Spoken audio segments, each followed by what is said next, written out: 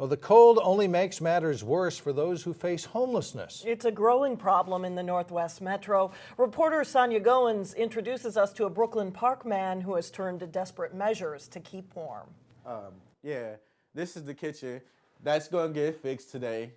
We had people coming in fixing parts and stuff of it. This house could use some TLC. This house is so old that the room that's right here in my old room, the fuse boxes is together. But Lawrence Lee calls his foreclosed property home. I've been in this house for 5 months now. He fell down on his luck after getting in a car accident and could no longer work to pay his rent. I was couch hopping, then it was park hopping.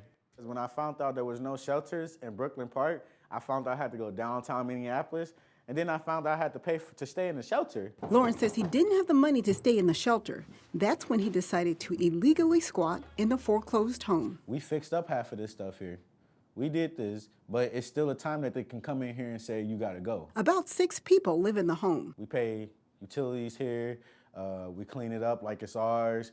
It's like our home for right now because we can't afford what's out there in the community. But Lawrence is constantly watching and wondering if somebody will come and kick him out. That's why I don't bring so much stuff here. Now here's how the process works. If a home goes into foreclosure, the homeowner has about 6 months to negotiate with the bank. If they decide to leave the house, that's when someone else can come and occupy the home.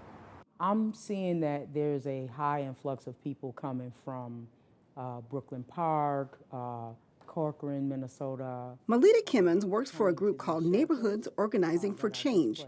She helps people like Lawrence. When there is crowds of people that are waiting in line just to share a room at the shelter and there's absolutely no place for their families to go, they resort to this. Lawrence says it's worth the risk of getting arrested to be able to keep warm and off the streets. But he eventually wants a place he can permanently call home. I want to feel somewhere that I can call mine and I can have a key to and won't have to worry about it. Sonia Goins, 12 News.